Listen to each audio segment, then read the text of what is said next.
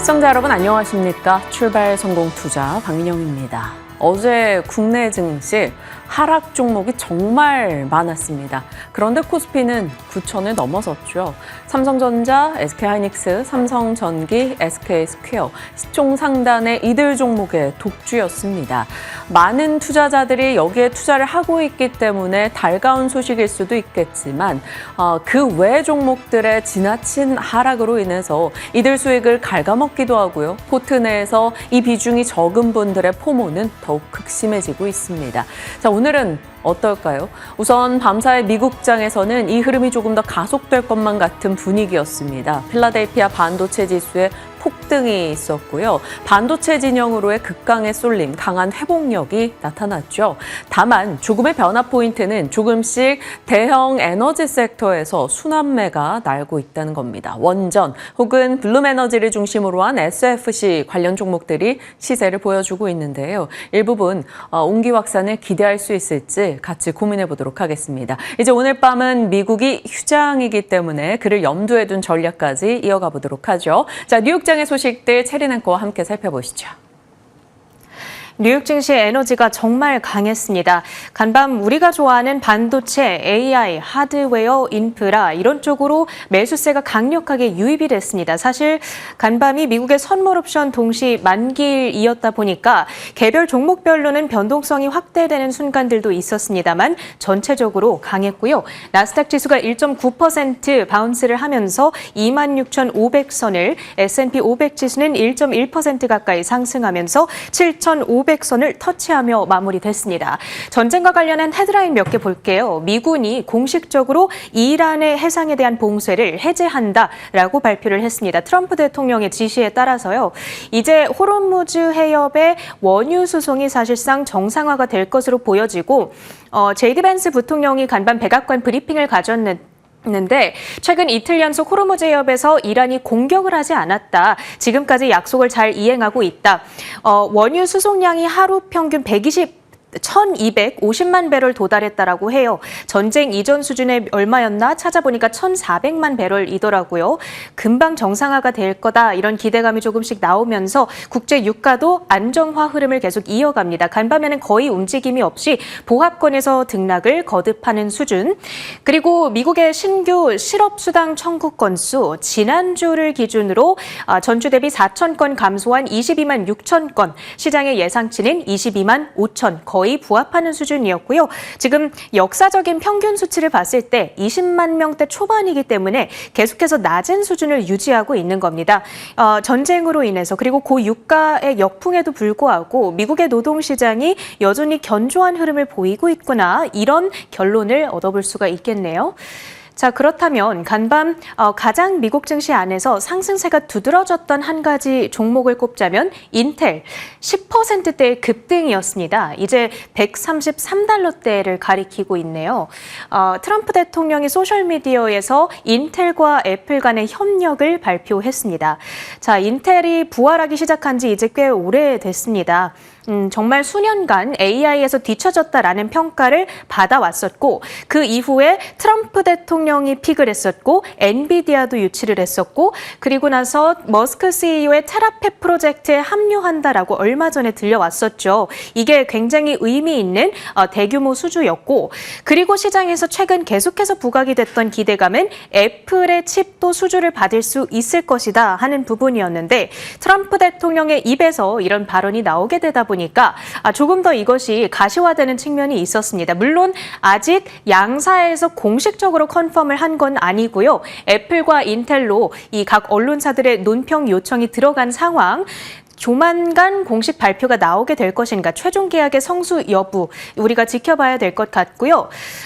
그렇게 된다면, 만약에 정말 애플의 칩 파운드리를 수주할 수 있게 된다면 지금 인텔이 받고 있는 이 엄청난 PER, 138배 선행 PER 기준으로요, 진짜 어마무시하게 비쌉니다. 그런데 계약의 규모가 정확히 어느 정도가 될지는 모르겠지만 진짜 수주를 받게 된다면 이 정도의 비싼 밸류에이션이 정당화되는 계기가 될 수도 있겠죠. 한번 지켜보시죠. 그 밖에 반도체주들을 움직였던 또 한 가지 뉴스는 어제 장 마감 후에 들려왔던 월스트리트저널의 단독 보도를 통해 전해진 애플 팀 쿡 CEO의 인터뷰 기사였습니다. 메모리 가격이 너무 올라서 우리가 정말 어쩔 수 없이 아이폰 그리고 여러 애플 제품 가격을 인상해야 된다. 그동안은 우리가 공급사들이 아무리 가격을 올려도 최대한 흡수하려고 노력을 했다. 소비자들에게 피해를 주지 않고 우리가 막아왔었는데 이제는 이 가격의 급등세가 도저히 우리가 감내할 수 있는 수준이 아니다. 이렇게 얘기를 하고 있더라고요. 디램과 낸드 가격이 약 4배가량 치솟았다라는 점을 감안하면 참 이해할 만도 한 말입니다. 하이퍼스케일러들이 데이터 센터를 공격적으로 확장하면서 거기 안에 메모리 수요가 엄청나게 들어가고 있고 그러다 보니까 PC와 스마트폰, 그러니까 소비자들이 쓰는 이 전자제품에 쓸 메모리가 턱없이 부족한 상황, 가격은 뛸 수밖에 없는 거고요. 지금 계속해서 메모리 가격의 강세가 이어질 거라는 IB들의 전망은 강화가 되고 있는 상황이죠. 애플의 입장에서는 이게 악재일 수 있겠지만 어찌됐든 메모리 관련주들의 입장에서는 특히 우리나라의 삼성전자, SK하이닉스, 낸드 쪽에서는 일본의 키옥시아, 미국에서는 마이크론의 입장에서는 당연히 그 수혜 스토리가 더 강화되는 계기가 될 수밖에 없고요. 애플의 다음 신제품 발표는 오는 9월로 예상되고 있습니다. 이때 아이폰 18 시리즈가 공개될 것이고 그리고 여기에는 폴더블 폰도 아마 포함이 될 것으로 예상되고 있는데요. 테크인사이트라고 해서 기술 이 분석기관에 해당하는데 아마도 정확히는 모르겠지만 약 $270 정도 가격이 인상되지 않을까 추산이 되고 있다. 지금 $999 정도 하잖아요. 아이폰 한 대당. 그런데 아마도 $1299까지 높아질 수 있다라는 점을 우리가 기억해 봐야겠네요. 자, 그렇다면 종목들이 어떻게 반응했는지 보겠습니다. 팀 쿡 CEO의 이러한 발언을 소화하면서 마이크론의 주가가 이게 잘 안 보이네요. 죄송합니다. 네, 그 주가가 강력하게 움직였습니다. 자, 그리고 8% 넘게 급등을 했네요. 8.7% 급등하면서 $1,133 수준의 종가를 형성한 점을 확인하고 계십니다. 자, 그 밖에 저장장치 기업들도 다 강했는데요. 샌디스크가 10% 넘게, 웨스턴 디지털은 4%대의 급등세를 연출했고요. 그 밖에는 엔비디아의 콜옵션 매수세가 유입이 되면서 3%의 플러스, 그리고 지금 에이색 수요가 견조하게 확장이 될 거라는 여러 증권사들의 코멘트도 계속 강화가 되고 있다 보니까 브로드컴이 4.7%, 특히나 24일에 인베스터데이 행사를 앞두고 있는 퀄컴이 6.2%의 급등이었고요. TSMC까지도 오늘은 6.9%의 플러스권을 연출하면서 필라델피아 반도체 지수는 6.42%의 급등, 사상 최고치를 경신해내면서 마무리가 됐습니다. 마벨 테크놀로지의 경우에는 키방크 측에서 강력한 에이색 모멘텀을 이유로 목표 주가를 $385까지 대폭 상향 조정한다라는 이슈가 나오기도 했고요. 그 밖에 AI의 최대 병목인 전력망 기업들도 오늘은 매수세를 받아갔습니다. GE 버노바, 번스타인 측에서 여러 가지 거대한 구조적 흐름, 동시에 수혜를 받을 만한 교차점에 자리하고 있는 기업으로서 주목을 했고요. 전력망과 조금 더 작은 SMR 기업들 역시도 전체적으로 강했다라는 부분 오늘의 투자 포인트로 삼아봐야 되겠습니다. 마지막으로 퀀텀스케이프는 혼다의 자회사죠. 혼다 R&D와 전고체 리튬 메탈 배터리 공동 연구에 나선다라는 발표가 나오면서 두 자릿수의 급등세를 연출했다는 점까지 오늘의 미국장 포인트로 삼아볼게요. 자, 전일 국내 증시 복귀로 들어가 봅니다. 오늘의 국내장은 어떤 대비를 해야 될까요? 복귀하면서 또 들려온 뉴스들 요약 정리해보겠습니다. 어제 국내장 FOMC에 대한 우려, 말씀드렸던 대로 시장이 두 가지로 해석할 여지가 있었죠. 긴축에 대한 우려, 하지만 불확실성 해소로 받아들일 수 있다라는 점도 짚었습니다. FOMC에 대한 내용은 어제만큼은 완연한 긴축 기조 전환보다는 불확실성 해소로 받아들이는 분위기였고요. 외국인의 매수 전환 나타났습니다. 특히나 SK 하이닉스 쪽으로는 6거래 연속해서 외국인의 매수세가 유입되면서 ADR 등의 모멘텀을 보고 있다는 것을 좀 여실히 느낄 수 있었죠. 어제 분위기 파악에서 시장 요약했던 내용입니다. 반도체에는 여러 우려가 있긴 하겠지만 그래도 수출주이고 실적주라는 것이 어제 시장의 관전 포인트였고요. 애플 팀 쿡 CEO의 메모리 칩 부족, 이것이 메모리 쇼티지에 대한 논리를 한 번 더 자극할 수 있다는 점을 말씀드렸습니다. 거기에 CT에서 마이크론의 목표가를 또 상향 조정한 점도 같은 맥락이 되겠고요.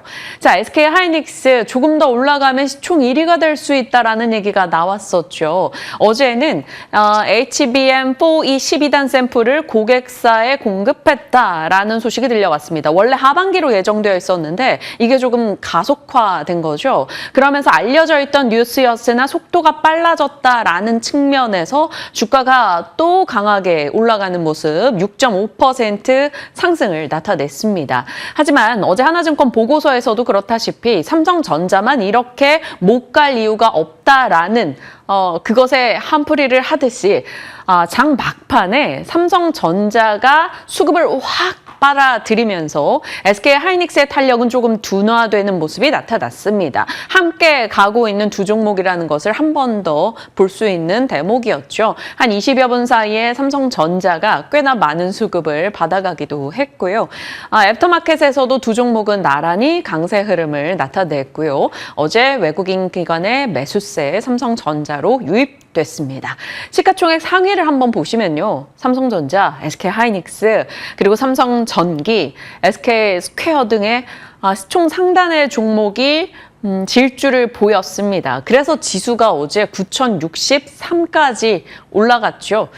9,000 돌파를 했긴 했는데 뭔가 씁쓸합니다. 왜냐하면 코스피 200 종목 중에 단 16개만 올라갔던 어제였기 때문이죠. 소외가 많이 됐다라는 것이고요. 여전히 주도주 중심의 대응이 필요한 것인가를 한 번 더 확인할 수가 있었죠. 어제 말씀드렸던 삼성전기의 ETF 리밸런싱이 어느 정도 마무리되어 가고 있다는 것과 트렌드포스의 MLCC 쇼티지에 대한 얘기가 또 나왔다라는 점이 어제 올라간 종목 개수에 반도체와 MLCC를 빼면 거의 없는 이유가 되기도 했습니다. 그만큼 요즘에는 AI 진영의 뉴스에 훨씬 더 좀 민감하게 반응을 하고 있는 시장인 것 같아요. 자, 그러다 보니까 이쪽으로 극강의 쏠림 현상이 나타나자 다른 쪽에서는 또 극강의 쏠림에 따른 하락도 맞이합니다. 대표적으로 원전이죠. 그 전 거래일 애프터에서 원전주가 수급을 가져가면서 강하게 올라갔고 어제 프리마켓에서도 원전주들의 급등이 있었는데요. 장 출발과 동시에 일제히 원전주들이 급등을 모두 반납하는 흐름이 나타나면서 동시에 SK 하이닉스와 SK 스퀘어 등으로 자금 유입, 또 삼성전기로 자금 유입이 강렬하게 일어났습니다. 조선과 원전 섹터, 대미투자 특별법, 세론으로 작용이 되면서 수급을 빼앗겼죠. 두산에너빌리티, 효성중공업, 한국전력 등은 음봉으로 거래를 마쳤습니다. 참 이쪽으로의 쏠림 현상으로 수익이 나는 것이 달가울 수 있으나 다른 쪽의 급락은 너무나 불편하게 느껴집니다.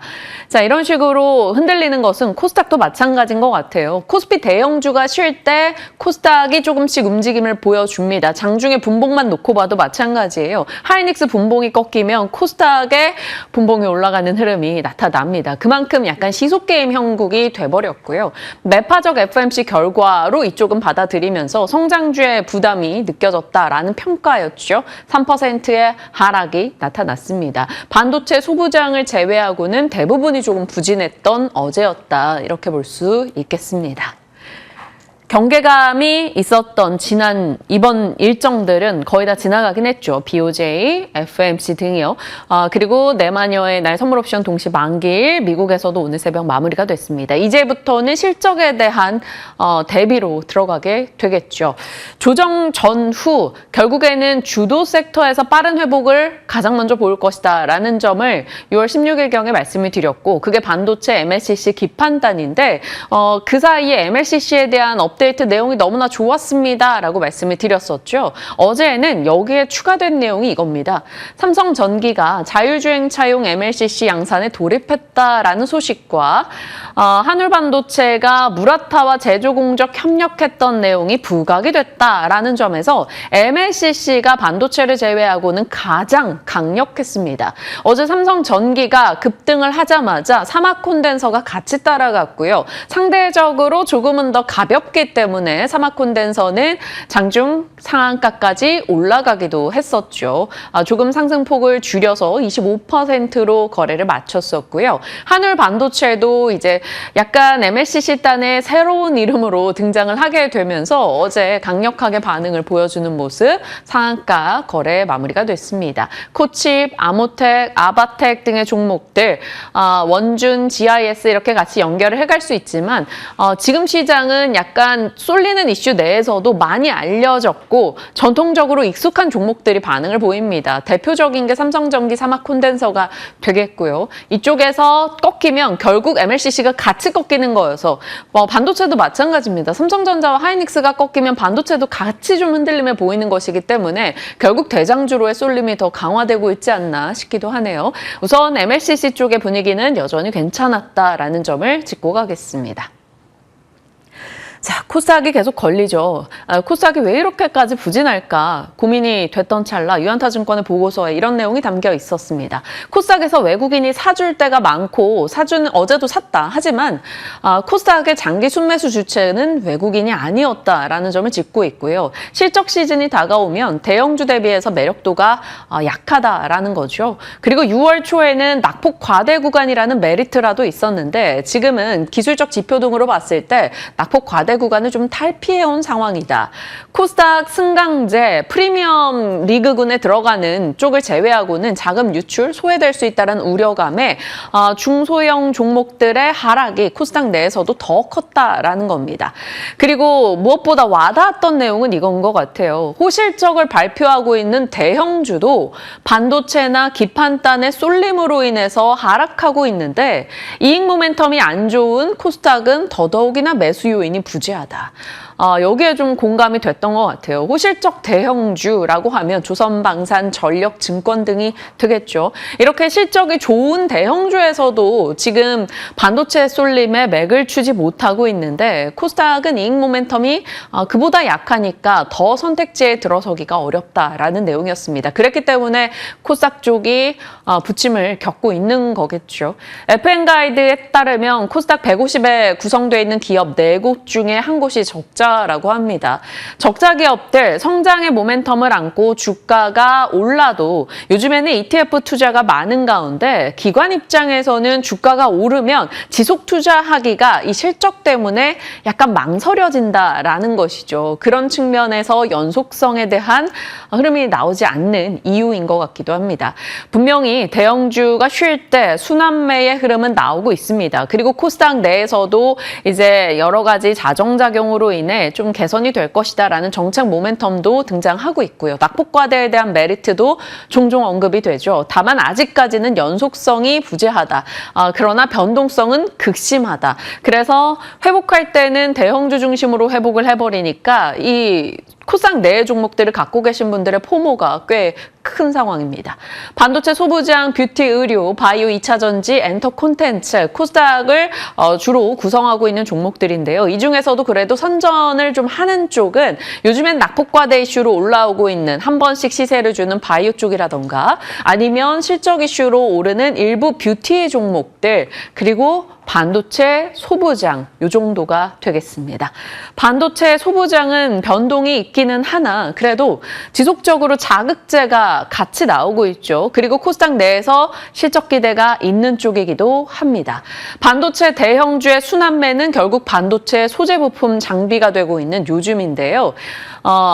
추가된 반도체 소부장의 자극제들을 모아봤습니다. 트럼프 대통령의 미국 우선주의, 인텔을 적극적으로 지원하겠다라는 계획 발표가 있었죠. 4월경부터 이미 나오던 내용이었습니다. 트럼프 행정부의 전폭적인 지원을 받았던 인텔, 과거의 아픔을 딛고 달라지고 있다. CPU로서 인텔의 가치도 부각되고 있다라는 점을 말씀드렸었는데요. 엔비디아, 소프트뱅크, 구글, 테슬라 등과 협업이 그 시초가 됐고요. 에이전틱 AI, CPU 쇼티지, 파운드리 사업 재건 등의 이슈가 맞물리면서 인텔에 대한 관심이 올라가고 있습니다. 그래서 어제장이었죠. PSK, 인텍플러스 이런 여러 종목들이 다 떨어지는 가운데서도 일부 인텔과 관련된 반도체 장비사들의 주가가 좋았던 것도 이 맥락이 되겠습니다. 일론 머스크의 테라팩 구축이 본격화되고 있다는 보도도 있죠. 국내외 반도체 장비사들 파일럿 장비 공급에 속도를 내고 있다. 그러니까 테라팹에 이제 파일럿 장비를 납품해서 인정받게 되면 마치 입장권처럼 이제 본격적인 수주가 가능해진다라는 것이죠. 그래서 그 예상 협력사로 언론 보도상에 나와 있는 것은 국내로는 TC본과 한미반도체가 논의 중이다. 그리고 고압 어닐링 장비 쪽에서는 HPSP가 있다라고 언급되고 있습니다. HPSP 어제 장중 변동이 굉장했죠. 예스티와의 이제 소송 내용이 있었는데 예스티가 HPSP의 특허를 침해하지 않았다라는 결론이 나면서 예스티의 주가는 급등을 했고 HPSP 같은 경우는 장중에 엄청난 변동을 보이면서 결국은 5% 정도 하락으로 끝이 났습니다. 이러한 이슈가 있기는 했으나 장기적 관점에 이런 모멘텀이 있다라는 점을 말씀을 드린 거고요. 이 일론 머스크의 테라팩 구축 이슈 속에서 여기서도 인텔이 그 생산을 맡게 되죠. 파운드리 사업 재건 이슈와 같이 맞물립니다. 그렇기 때문에 이 두 가지 내에서는 인텔과 조금 더 연결고리가 짙은 장비사 혹은 소재 부품사를 파악해보는 게 필요하겠다라는 것을 캐치할 수 있죠. 한국에서도 반도체 공장 관련한 얘기들이 많이 나오잖아요. 정부 측에서 반도체 공장을 지방으로 이전하려는 의지가 조금 등장하고 있습니다. 지방 이전 혹은 뭐 증설, 캐파 투자 이런 키워드가 있을 때는 또 반도체 장비에 대한 발주 얘기가 나올 것이라서 반도체 소부장을 자극하는 내용은 여전히 많다라고 전달드립니다. 자, DS투자에서는 변동성 측면에서는 7월 중순까지 대형주를 선호하는데 소부장은 2분기 실적 시즌 전후로 랠리를 기대한다라는 보고서를 업데이트하기도 했습니다. 그래서 이제 실적 시즌이니만큼 반도체 소재 부품 장비단에 대해서 P의 시대가 Q의 시대로 가게 될 때 Q의 모멘텀을 받아갈 쪽을 함께 찾아볼 필요는 있어 보입니다. 자, 예전에 보여드렸던 내용이에요. 정말 참고용으로만 살피셨으면 좋겠는데요. 왜냐하면 9월 25일 기준 인텔 관련주 분류를 해뒀던 겁니다. 그때 방송을 드렸었고요. 어제 올랐던 종목이 PSK, 인텍플러스, 삼성전기, 코미코 정도가 되겠고요. 전체적으로 어제는 시장이 특정 대형주 일부를 제외하고는 일제히 하락이었었기 때문에 어떨지 모르겠습니다. 다만 PSK나 인텍플러스가 시장 대비해서 선전했었던 장비사였다라는 점에서 살펴가도록 하겠습니다. 인텔에 대한 얘기 나눠봤고요. 자, 이런 식으로 시장 내 AI, 반도체 혹은 반도체 안에 들어가 있는 여러 기업 등이 서로 돌고 돌며 자극을 하고 있습니다. 처음 엔비디아 GPU가 시장을 떠들썩하게 만들었죠. 그리고 구글의 TPU 등의 맞춤형 반도체와 경쟁을 합니다. 그러면서 경쟁 과정 속에서 이 AI의 성능을 받쳐줄 CPU나 메모리, HBM의 부각이 나타나면서 삼성전자, 하이닉스, 샌디스크, 시게이트 이런 종목들, 키옥시아 등등이 함께 일어섰고요. 이 CPU 가치가 부각되자 GPU, CPU 라인을 다 갖고 있는 엔비디아에 대한 관심도 다시 한번 올라갔습니다. 반도체 고성능 경쟁이 가속되면서 캐파 증설 이야기도 나오고 있고요. 그 영향 속에서 기판, 패키징, CCL, MLCC 그리고 반도체 장비사들까지도 함께 일어서고 있습니다. 돌고 돌면서 서로를 자극하고 있는 지금의 시장이 되겠고요. 지금 삼성전자, 하이닉스, 마이크론, 인텔 이쪽에서 지속적인 시세를 뿜어주고 있는 시장이라는 점 확인할 수가 있습니다. 물론 밤사이 샌디스크도 흐름은 너무나 좋았습니다. 자, 뉴욕 증시도 이런 반도체 강세에 힘입어서 강한 회복을 보여줬죠. 나스닥이 2% 상승세를 나타냈고요. 필라델피아 반도체 지수가 6% 이상이나 올랐습니다. 선물 옵션 만기일, 파생상품 시장 수급 변화와 기초자산 레버리지 결합의 변동성이 극심했는데 이게 상승 쪽으로 발현이 되면서 반도체 진영의 강력한 상승이 전체적인 시장 분위기를 이끌었다라고 볼 수 있을 거고요. 약간 수급 교란의 역할을 하고 있는 스페이스X가 고평가 논란으로 이틀 연속 하락하자 반도체 진영이 조금 더 마음 편히 올라갈 수 있었던 하루였던 것 같습니다. 자, 트럼프 대통령의 지지 속에 인텔이 10% 이상 상승했고요. 요즘 반도체 장비사들에 대한 얘기, 비중 확대 이야기 IB에서 굉장히 많이 나오죠. KLA가 8% 이상이나 상승세를 나타냈고 우리와 같이 밀접한 연결이 있는 마이크론, 어제 하이닉스의 상승에 자극을 받은 걸까요? 추가적으로 8% 이상의 상승을 나타냈습니다.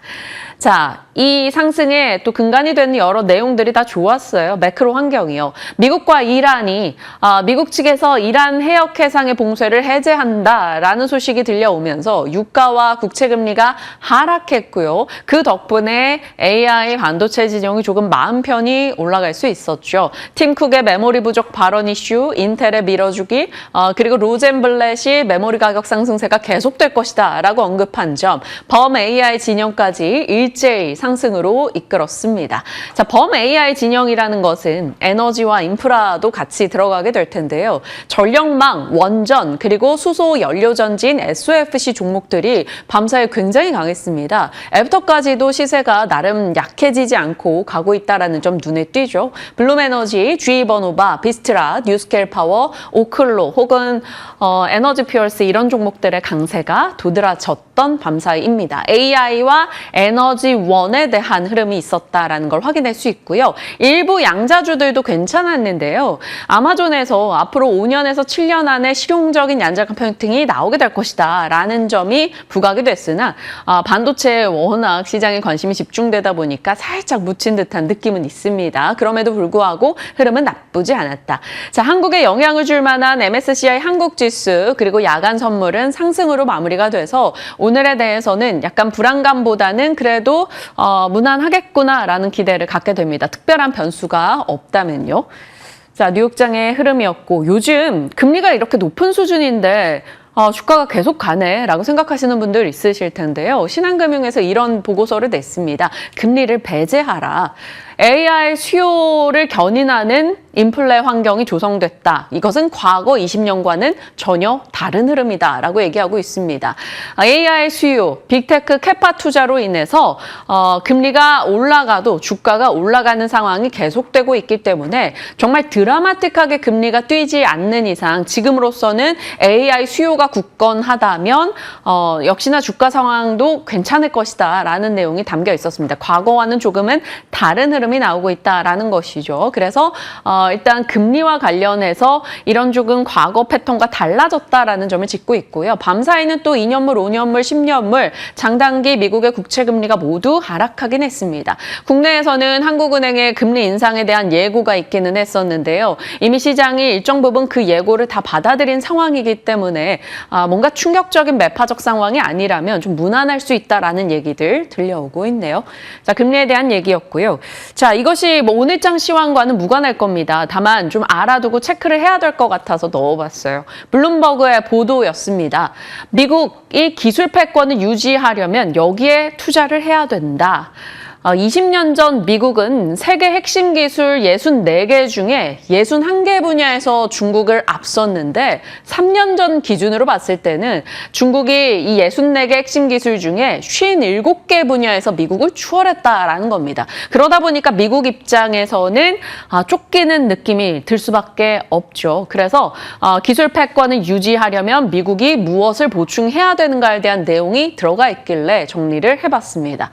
핵심 광물, 반도체, 바이오 제조, 첨단 제조업, 드론, 양자 컴퓨팅 등이 되겠는데요. 핵심 광물이야 우리 뭐 히토류 등등을 비롯해서 다 알죠. 채굴, 정제, 공급망이 중요한데 사실 정제 능력은 중국이 압도적으로 우위인 상황이고요. 반도체, 설계 강국이 바로 미국입니다. 하지만 제조나 패키징 공급망의 자립이 필요하다라는 목소리가 계속 나왔죠. 그래서 삼성전자, SK 하이닉스, 인텔 이쪽으로 협력이나 혹은 인텔을 밀어주는 흐름이나 이런 게 계속 나오고 있습니다. 반도체 제조, 미국의 바이오 혁신은 거의 세계적인 수준이죠. 다만 생산 시설, 양산 능력 등이 부족합니다. 그래서 이제 반도체 생산을 맡아주는 삼성 바이오로직스 이런 쪽이 같이 성장을 했던 건데 지금으로서는 중국을 배제하는 과정에서 이런 한국의 CDMO 업체들, CM 업체들이 조금 더 이득을 취했으면, 주가가 올라갔으면 좋겠습니다. 첨단 제조업이 가장 중요하겠죠. AI 센서, 로봇, 3D 프린팅 활용, 이러한 첨단 제조업은 거의 모든 산업 경쟁력의 기반이 되고 있기 때문에 이 첨단 제조 능력 측면에서 공급망을 10분 활용하던가 아니면 미국 내 이런 제조 능력을 키우는데 주력하고 있다라는 것이죠. 드론도요. 미국, 일본, 유럽 등이 드론을 처음 개발했지만 지금은 중국이 세계 드론 생산량의 70~80%를 차지하고 있습니다. 그리고 양자 컴퓨팅. 정부 자금 지원이 끊겨서 이 생태계 우위를 점하지 못한다면 결국에 지금 앞서고 있는 미국의 양자 시장, 양자 겨울이 올 수 있다. 이런 경고를 하고 있네요. 자, 그러면 여기에서 과연 한국이 할 수 있는 것, 미국이 필요로 하는 것에서 한국이 할 수 있는 것이 무엇인가에 대한 고민은 필요할 겁니다. 양자 컴퓨팅은 솔직히 미국이 너무나 앞서고 있는 상황이고요. 그러면 결국 반도체와 바이오 제조, 첨단 제조 관련해서 이 세 가지 안에서 한국의 기회가 계속 확장되지 않을까 싶은데요. 관련한 내용들에 대해서 추가적으로 앞으로 들려오는 소식들 같이 전달하겠습니다. 자, 그 측면에서 이 첨단 제조업 내 한국의 입지가 탄탄한 것은 바로 반도체겠죠. HBM4E 선점전이 일어나고 있습니다. 아직 HBM4가 끝나지도 않았는데 HBM4E로 넘어가고 있는 상황이네요. HBM4E 진행 상황. 삼성전자가 일단 5월에 세계 최초로 HBM4E 샘플을 출하했고요. SK 하이닉스가 하반기 계획에서 조금 앞당겨서 샘플 출하 소식이 6월에 들려왔죠. 그리고 마이크론도 분주합니다. 그러면 HBM 관련해서 또 소재 부품 장비를 같이 연결을 해본다면 후공정단의 종목들도 한 번 더 체크는 필요할 것 같아요. 그래서 종목들 이렇게 넣어봤습니다. 살펴보시고요. 참고용으로 들여다보시죠. 자, 미국에서 모처럼 에너지 쪽도 같이 힘을 냈습니다. 뉴스케일 파워나 센트러스 에너지, 오클로 이런 원전과 우라늄 관련한 기업들이 강세 흐름을 나타냈고요. 모건 스탠리 측에서 글로벌 경제 최대 걸림돌은 전력 부족이다라고 언급하고 있습니다.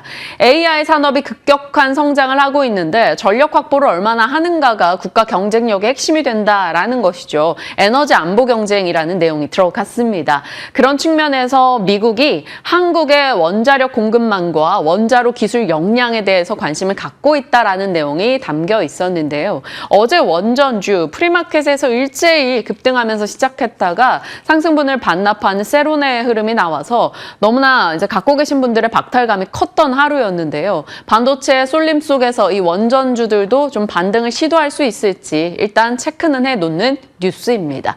자, 그리고 연방에너지규제위원회 미국 측에서 데이터 센터 수용을 위해서 대규모 에너지 사용자가 미국의 송전망에 신속한 접속을 허용한다라는 소식이 결국에는 이 SOFC 대표 기업인 블룸에너지에 긍정적일 수 있다. 이런 UBS의 보고서가 나왔습니다. 그래서 블룸에너지가 주가 급등 흐름을 나타냈는데 그러면 여기서 연결되는 건 국내로는 두산퓨얼셀 등의 SOFC 관련주가 되겠죠. 다만 국내 최근에 이렇게 대형주의 쏠림 현상을 본다면 그냥 SOFC 하면 블룸에너지를 선택하는 게 나은 것인가 그에 대한 고민은 하게 됩니다. 무튼 뉴스가 있었다라는 측면에서 전달드립니다. 자리 이동해서 분위기 파악해보시죠. 자, 국내 시황은 사실 뉴욕장 분위기 봤을 때 국내에 나쁠 건 없었습니다. 유가 내렸고요. 금리 내렸고요. 증시 올랐고 필라델피아 반도체 지수는 급등했습니다. 나름 선물 옵션 만기를 잘 지나갔다라는 평가였죠. 그래서 중립 이상의 흐름이겠는데 순차적으로 이 부분에 대한 고민을 좀 해볼 필요는 있어 보입니다. 국민연금이 국내 주식 비중 30%에 육박하고 있다라고 합니다. 리밸런싱 유예 조치로 인해서 6월까지는 막 급하게 매도할 필요는 없겠습니다만 그리고 1일 혹은 월간 매도량도 기존보다 좀 줄어들 것으로 보입니다. 다만 어느 정도 비중을 조금씩 조절해 나가는 흐름은 앞으로 나오겠구나. 연기금의 수급을 잘 봐야 되는 포인트가 되겠죠.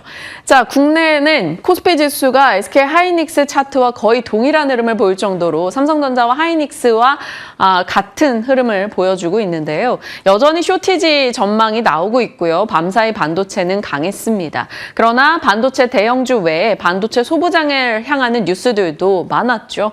JP모건에서도 반도체 장비 사이클의 재평가 국면에 들어갔다.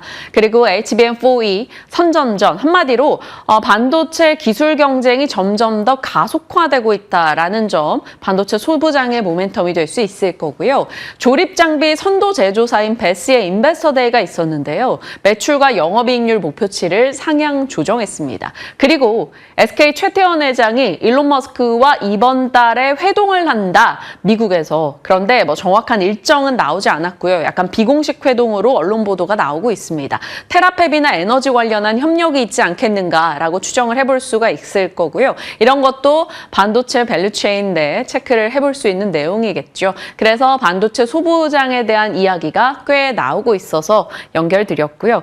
2차 전지도 요즘 시세 측면에서는 진짜 관심을 못 받고 있는 것 같아요. 뭐 많은 종목들이 마찬가지겠지만요. 하나증권에서 LG 에너지 솔루션의 국내 EV 판매량이 급증한 것은 긍정적이다라는 언급을 하기는 했습니다.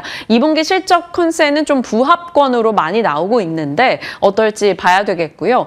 요즘에 전기차 등록 대수가 늘어나고 있습니다. 그런데 이제 완화적인 충전에 대해서는 조금 충전 설치가 둔화되고 있다고 해요. 그래서 급속 충전 시장이 성장한다면 그와 관련한 기업으로 채비를 언급하는데 이런 보고서도 소외단에서 일부 나오고 있다라는 점 살펴드립니다. 오늘 2차 전지 섹터에 대해서 잠시 후 자세히 브리핑 전해드릴 거고요. 미국과 연결을 해본다면 모건 스탠리의 최대 병목은 전력 에너지다라는 점에서 원전과 SOFC 넣어보긴 했습니다만 이쪽이 반응을 하더라도 또 수급 쏠림이 이쪽으로 나타난다면 그 또한 정강 후약이 돼버릴 여지가 있어서 결국 중요한 것은 반도체 진영이 어느 정도의 탄력인가에 따라 시장 분위기가 결정될 것 같습니다. 6월의 주요 경제 일정들 오늘은 미국, 중국, 홍콩, 대만 휴장입니다. 그리고 6월 22일 바이오 USA 일정이 있고요. 인터배터리 시즌이 또 다가오네요. 6월 23일. 그리고 이날 중요한 선진국 지수 우리 워치리스트로 발표가 되는지 여부가 중요할 것 같고요.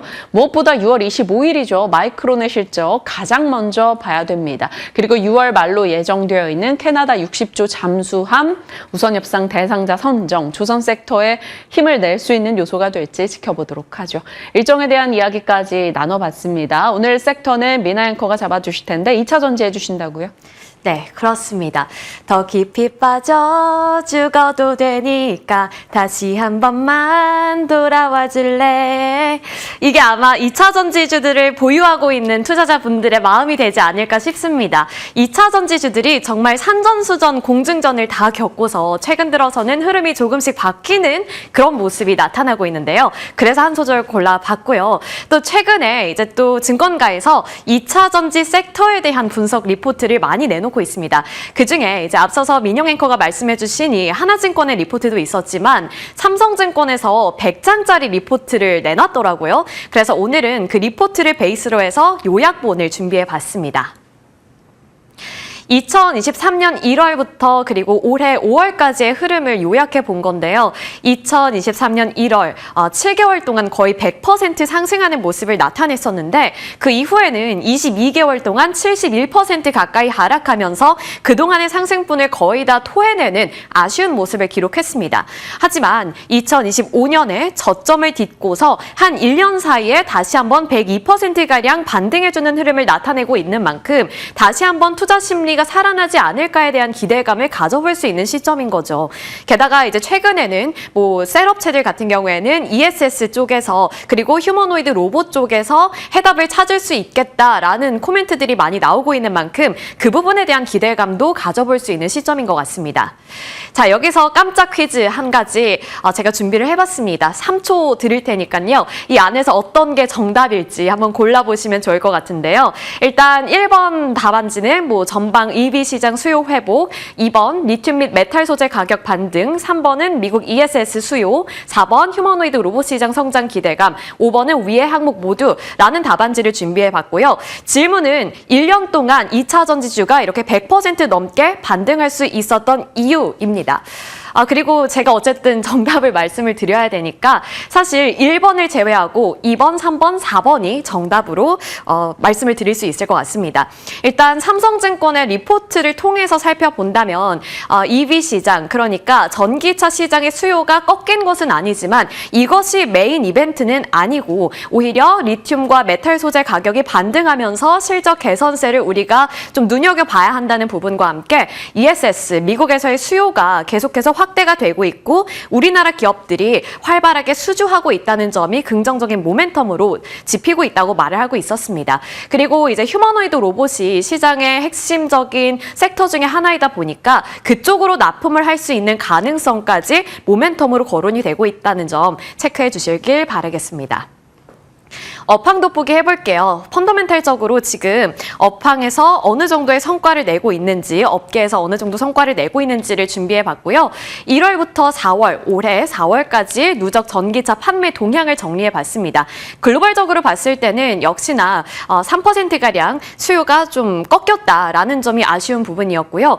중국에서도 역시나 23%가량 증가세가 꺾이는 모습이 나타나면서 조금은 안타까운 모습이 기록이 되고 있습니다. 미국에서도 마찬가지고요. 그나마 이제 전기차 자체로만 본다면 유럽 시장이 돌파구 시장이기는 한데 YOY 기준으로 31%가량 증가하면서 기존의 예상치도 훌쩍 뛰어넘는 그런 숫자가 나오고 있습니다. 다만 유럽이 돌파구 전략이 될 수는 있습니다만 유럽 내에서는 여전히 중국 기업들의 점유율이 훨씬 더 높기 때문에 우리나라가 여기서 뭔가 자리를 탄탄하게 잡기까지는 조금 어려울 수 있겠다라는 부분이 리스크 포인트로 짚히고 있습니다. 그래서 결국에는 앞서서 제가 냈던 퀴즈와 일맥상통하는 부분이 되겠죠. 결국에 2차 전지 기업들이 전략을 마련하기 위해서는 이렇게 전기차보다는 ESS라든지 신사업 쪽을 공략해야 한다라는 이야기를 담고 있습니다. 그리고 테슬라가 어쨌든 전기차라든지 ESS 이런 쪽에서 가장 핵심적인 글로벌 기업이잖아요. 그래서 테슬라를 통해서 힌트를 얻어보도록 하겠습니다. LFP를 탑재하는 테슬라의 차량 판매 비중이 감소하고 있다. 이 부분에서 힌트를 얻어볼 수 있는 건데요. LFP 트림 판매량 자체는 1.8%가량 증가하는 수준을 나타냈지만 전체 테슬라 판매량 중에서 LFP 모델이 차지하고 있는 비중 자체는 계속해서 낮아지고 있다는 점을 예의주시해봐야겠습니다.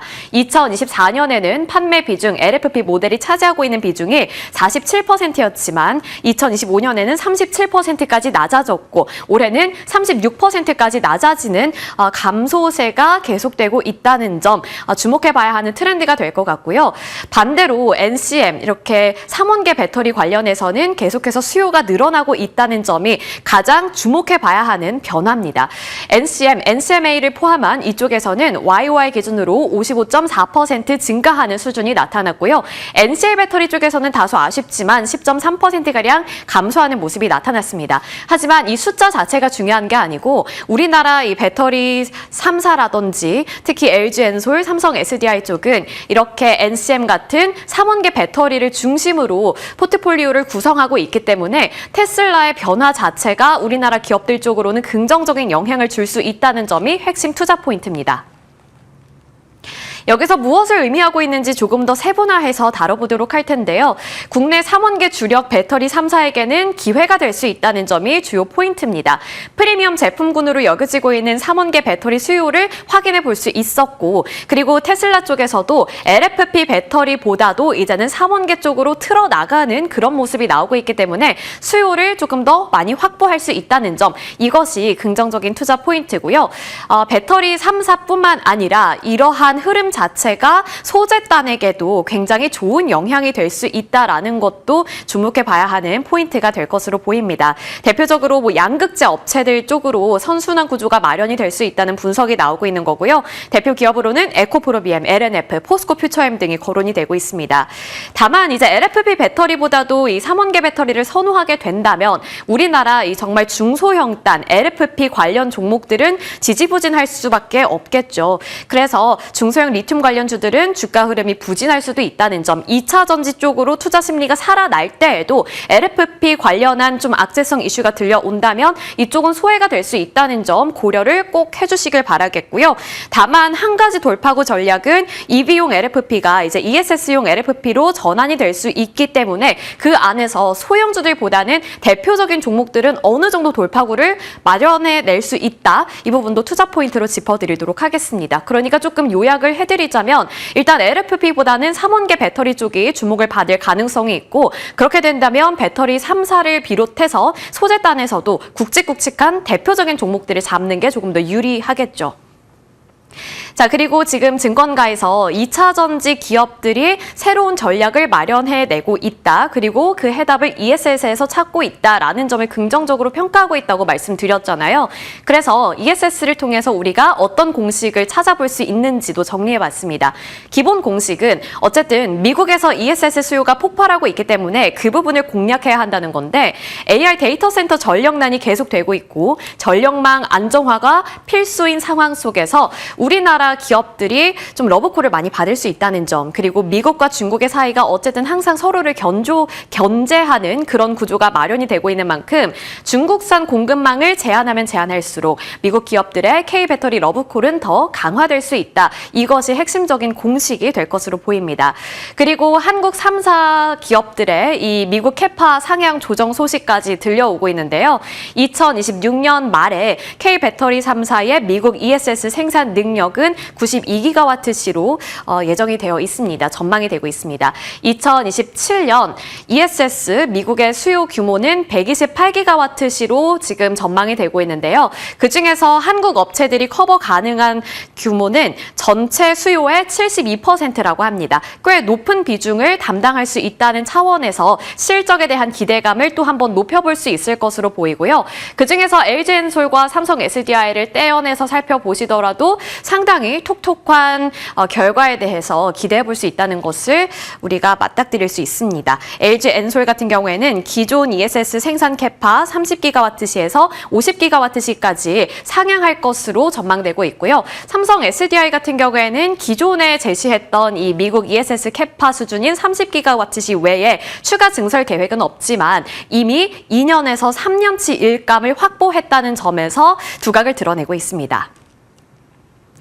그리고 LG엔솔과 삼성 SDI 조금 더 세분화해서 정리해 본 거고요. 각사별로 이 실적 개선 포인트 보도록 할게요. ESS 매출 비중 LG엔솔은 36%에서 올해는 47%까지 좀 늘릴 것으로 전망이 되고 있고요. 삼성 SDI도 작년에는 29% 정도의 비중이었지만 이제 ESS 매출 비중이 올해는 34%까지 늘어날 것으로 전망이 되고 있습니다. 그리고 ESS 분야에서는 아무래도 제가 여러 번 말씀드리고 있기는 한데요.